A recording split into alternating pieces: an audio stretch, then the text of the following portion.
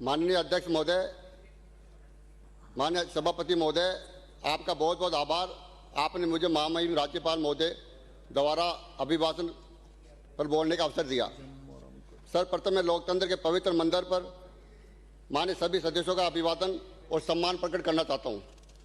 माननीय सभापति महोदय, यह अभिभाषण केवल कागजी दस्तावेज नहीं बल्कि विकसित राजस्थान 2047 के उस संकल्पित प्रतिध्वनित है जिसे हमारी राजस्थान सरकार धरातल पर उतार रही है। विगत 2 वर्षों में राजस्थान ने सुशासन और सेवा का जो नया अध्याय लिखा है वह आज प्रदेश के 8 करोड़ जनता महसूस कर रही है। 2 वर्षों के विश्वास से हमने संकल्पों को पाला है, विकास की पावन गंगा को हर आंगन तक डाला है। यह तो बस शुरुआत है, अभी मील के पत्थर बाकी है। हमने राजस्थान की खुशहाली के साथ जम्मा रामगढ़ का नया सूरज निकाला है।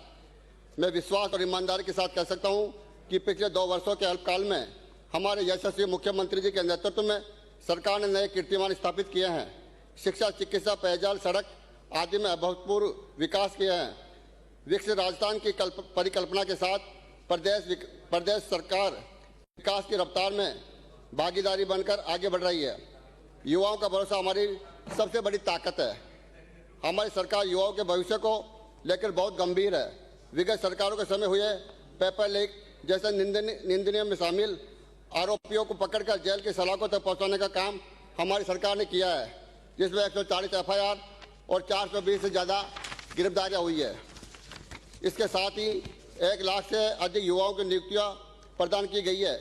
वर्ष 2026 के लिए 1 लाख सरकारी पदों का भर्ती कैलेंडर जारी किया गया है, जो प्रदेश के युवाओं के सपने को नई उड़ान देने वाला कदम है।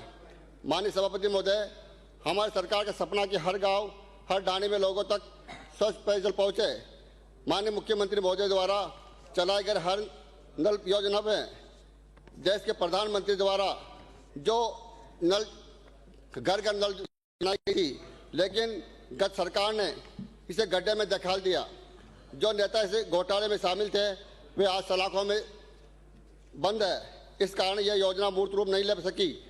मैं धन्यवाद देना चाहता हूं, हमारी सरकार ने इसे हाथ में लेकर 7,000 से अधिक गाँव में 13 लाख से ज़्यादा अधिक घरों में नल द्वारा पानी पहुंचाया। अभी इस कार्य को और बड़े स्तर पर चलाया जा रहा है।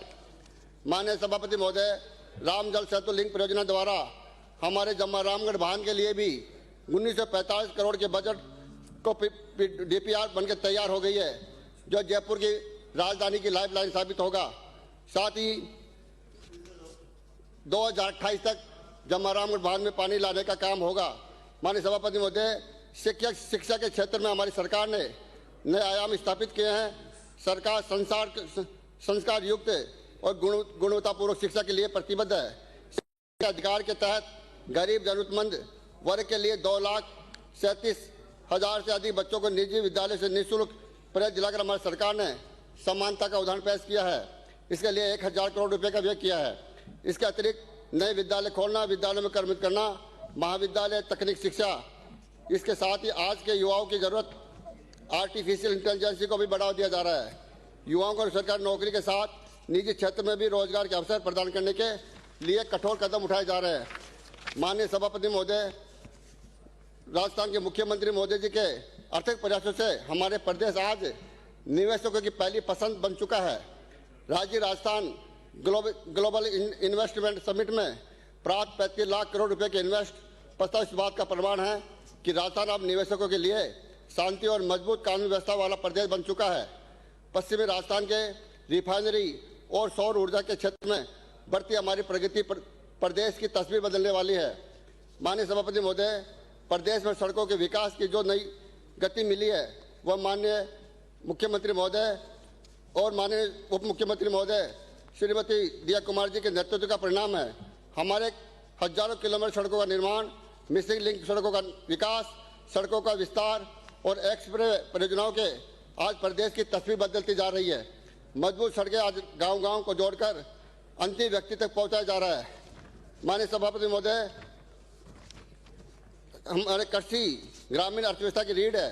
राज्य सरकार इस पर विश्वास है कि जब तक किसान मजबूत नहीं होगा तब तक प्रदेश समृद्ध नहीं हो सकता। PM किसान निधि और मुख्यमंत्री किसान सम्मान निधि के माध्यम से किसानों को सीधे आर्थिक संबल 6,000 प्लस 3,000 रुपये देकर किसानों का सम्मान किया गया है।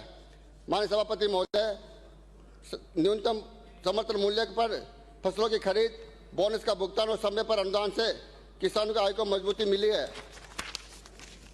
बीते वर्षों से लाखों किसानों को ब्याज मुक्त अल्पकालीन फसलें ऋण उपलब्ध कराया गया है। वहीं प्रधानमंत्री फसल बीमा योजना के अंतर्गत हजारों करोड़ों के क्लेम का वितरण किया गया है और किसानों को आपदा के समय राहत प्रदान की गई है।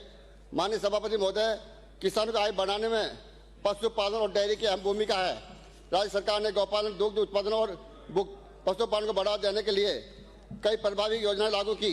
हमारी सरकार किसान, पशुपालन और ग्रामीण अर्थव्यवस्था को आत्मनिर्भर बनाने के लिए पूरी तरह प्रतिबद्ध है। अतः मैं यही कहना चाहूँगा कि हमारे यशस्वी प्रधानमंत्री नरेंद्र मोदी जी ने कहा है, सबका साथ, सबका विश्वास और सबका विश्वास के मंत्र के साथ हम आगे बढ़ रहे हैं। मैं हृदय से इस प्रस्ताव को पुरजोर समर्थन करता हूं और 4 पंक्तियों के साथ अपनी वाणी को विराम देता हूं। चलो मिलकर इस संबंध को और भी गुलजार करते हैं। शिकवे मिटाकर एक दूसरे का जरा सम्मान करते हैं। यह सदन गवाह बनेगा हमारे नेक नियत का। आओ हम मिलकर नए प्रदेश का निर्माण करते हैं। धन्यवाद। जय हिंद। राजस्थान।